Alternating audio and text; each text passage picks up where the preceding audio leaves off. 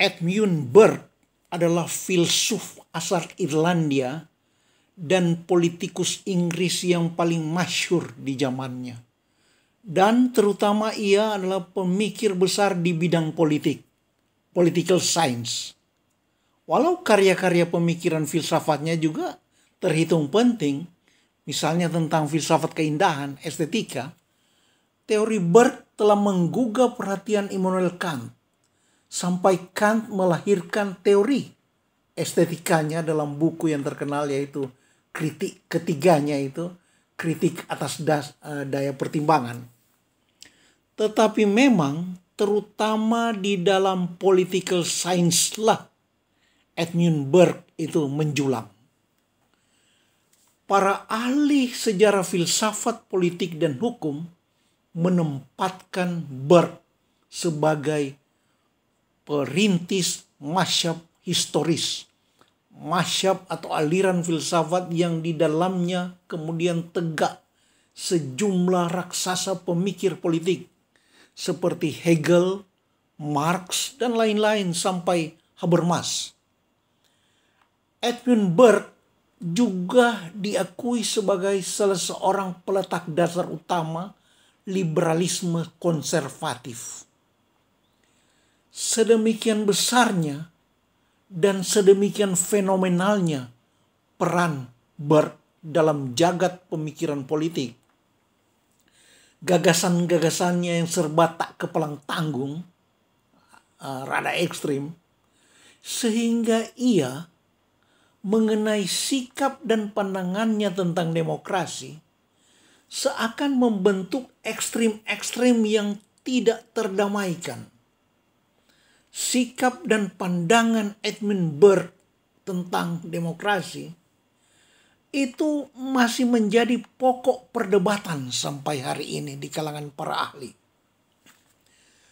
Tidak jarang sejarawan yang memandang ia sebagai politikus dan pemikir politik yang bukan saja berhaluan konservatif bertolak belakang dengan para demokrat pembaharu, melainkan lebih jauh dari itu, Burke sampai digolongkan sebagai anti-demokrasi. Ia menulis beberapa buku antara lain tentang revolusi Prancis yang ditulis tepat saat revolusi itu dimulai. Dan bukunya menjadi buku serius pertama yang mengajukan kritik yang sangat mendalam terhadap demokrasi. Memang tidak terhindarkan untuk Edmund Burke dinilai anti-demokrasi. Karena selain sukar dimengerti, ada beberapa hal yang membuat dia orang mudah untuk salah kaprah dan menganggap dia anti-demokrasi. Dari pena dan mulutnya yang sangat tajam, orang seakan-akan harus menyimpulkan bahwa menurut Burke, demokrasi adalah sama dengan menyerahkan penyelenggaraan negara kepada sekawanan babi liar. Edmund Burke pun menyimpulkan suatu sistem demokrasi yang sempurna adalah hal yang paling tidak tahu malu di dunia ini. Nah, itu kan. Bahkan Jean-Jacques Rousseau yang reputasinya sudah sedemikian mulia, agung, sampai dihormati layaknya nabi demokrasi, itu Rousseau oleh Edmund Burke dikatai sebagai Sokrates gila dalam Majelis Nasional. Sokrates gila. Sedemikian fenomenal dan pentingnya Edmund Burke itu, sampai-sampai buku dari filsuf demokrasi terkenal, yaitu Thomas Paine, yang berjudul Hak-Hak Asasi Manusia, itu ditulis Thomas Paine sebagai alat untuk mendebat Burke. Jadi buku yang kemudian jadi sangat agung itu justru ditulis untuk berdebat dengan Edmund Burke. Buku yang kemudian menjadi sangat masyhur sebagai salah satu kitab suci demokrasi. Buku Thomas Paine itu edisi Indonesianya diberi judul Daulat Rakyat. Tentu saja Edmund Burke bukan seorang yang anti demokrasi. Bagaimana bisa ia dikatakan anti demokrasi sementara ia meski politikus konservatif Inggris tetapi sangat membela revolusi kemerdekaan Amerika. Padahal revolusi kemerdekaan Amerika itu tidak lain adalah pemberontakan atau bahkan dianggap pengkhianatan terhadap Inggris kan. Nah, juga bagaimana bisa Burke dikatakan sebagai anti demokrasi sementara ia adalah politikus berhaluan liberal yang sangat optimal menggunakan parlemen yang adalah justru institusi penting dalam demokrasi. Apalagi Burke itu sangat terkenal sebagai pejuang yang sangat gigih untuk menghapus perbudakan. Ia berjuang untuk menghentikan perdagangan budak yang sudah jadi bisnis besar di mana-mana waktu itu. Yang sebenarnya yang dilakukan Burke adalah kritik yang sangat mendalam terhadap sistem demokrasi. Negara ibarat rumah dari seluruh warga, kata Burke. Dan Edmund Burke menolak revolusi demokratisasi jika itu sudah membongkar seluruh bangunan rumah, membongkar seluruh fondasi sampai atap-atapnya, sementara rumah yang baru belum memiliki wujud konkret bahkan di tataran konseptual. Apalagi untuk menjadi tempat berteduh atau bisa berfungsi sebagai home, bukan sekadar berfungsi sebagai house. Gitu. Nah, buku Edmund Burke tentang revolusi Prancis ditulis tepat pada saat revolusi demokratisasi itu baru dimulai. Kemudian terbit tahun berikutnya 1790. Dan Burke sudah melihat gejala timbulnya reversi. Reversi adalah gerak berbalik ke arah sistem diktator. Jadi dalam proses demokratisasi sering terjadi salah-salah langkah sehingga malah menjadi berarah reversi, berbalik ke sistem totalitarisme atau rejim diktator. Dan ternyata analisis Burke itu terbukti. Prancis kembali dicengkram oleh rejim monarki Kaisar Napoleon Bonaparte. Jadi kalau orang sekarang mencemaskan apa yang dibilang sebagai demokrasi kebablasan, demokrasi yang kacau balau sampai menyuburkan korupsi, itu kita perlu menyimak kembali pemikiran Edmund Burke sejak 3 abad lalu itu. Tetapi sejauh itu tentang kebenaran pemikiran Edmund Burke bukan hal-hal yang sudah saya sebut tadi. Itu masih sepele. Yang terpenting bukan itu. Begini, pernah dengar kalimat indah yang sangat digemari ya? Pernah dengar itu? Yang bunyi kalimat indah yang sangat gemar diucapkan oleh para politisi di DPR gitu. Kalimat indah itu berbunyi begini. My loyalty to my party and when my loyalty to my country began. Kesetiaanku kepada partaiku berakhir ketika kesetiaanku kepada bangsaku dimulai. Kalimat indah itu selalu dinisbatkan pada Edmund Burke. Kalimat itu adalah rumusan solusi atas masalah yang sangat aktual, yaitu sangat-sangat seringnya bertabrakan antara kepentingan partai dan kepentingan negara. Rumusan itu sangat indah. Itu sebabnya amat digemari. Tetapi sumbangan pemikiran Edmund Burke yang sangat besar dan sangat penting, harus dilihat jauh lebih dalam di dalam rumusan itu. Malah sebaliknya, kalimat itu tidak berarti apa-apa, lumpuh, jika kita tidak masuk ke dalam isi pemikiran Burke itu. Pemikiran yang sangat dalam. Kalimat itu bahkan seperti kata empuk ilmu hukum Hans Kelsen. Itu Hans Kelsen bilang itu cuma dijadikan ideologi. Maksud dari Profesor Kelsen itu begini. Politisi yang dipilih mewakili masa pemilihnya setelah duduk di parlemen sering ingkar janji. Mereka tidak setia pada aspirasi pendukungnya, tapi karena mereka mengajukan dalih bahwa mereka harus setia pada seluruh bangsa, bukan hanya memperjuangkan kepentingan warga di dapil yang memilihnya. Itulah dalih itu yang oleh Hans Kelsen dibilang ideologi. Kesadaran palsu untuk menutupi atau menyembunyikan pengingkaran, pengkhianatan mereka terhadap warga pemilihnya. Gitu. Nah, jadi bagaimana menurut Edmund Burke supaya rumusan solusi yang berupa kalimat indah itu bisa diwujudkan secara konkret? Gitu.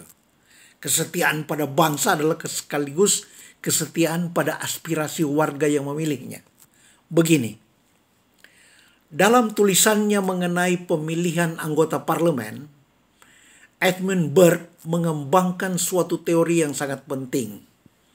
Tapi ini tidak mudah dimengerti. Mari kita cermati secara lebih teliti ya. Yaitu teori tentang delegate and trustee. Delegate dan trustee. Utusan dan kepercayaan. Orang yang dipercaya. Wakil dan wali. Wakil rakyat dan wali rakyat.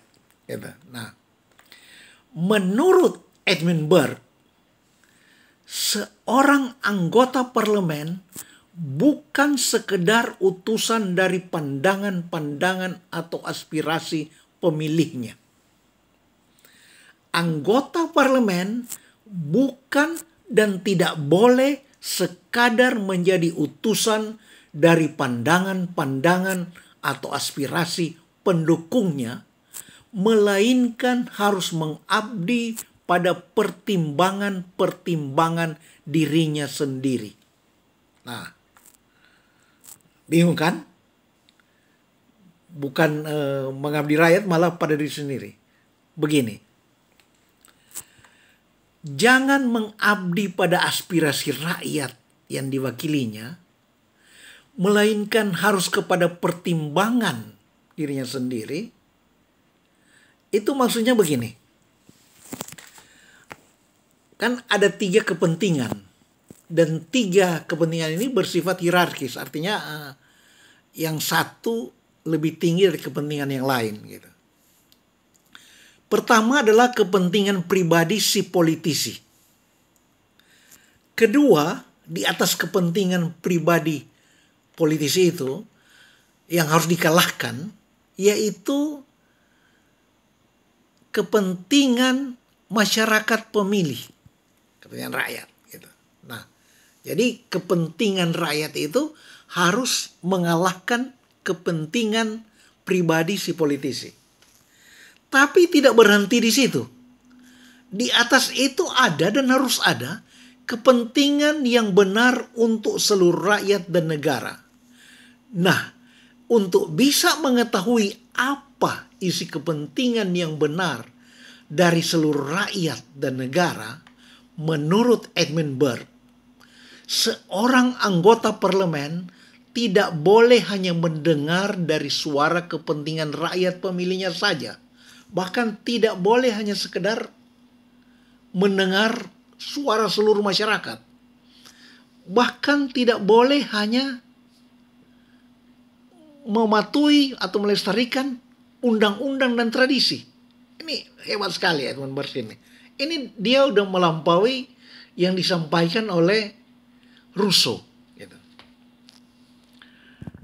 Nah, menurut Edmund Burke itu, anggota parlemen tidak boleh hanya sepenuhnya berfungsi sebagai utusan atau delegate.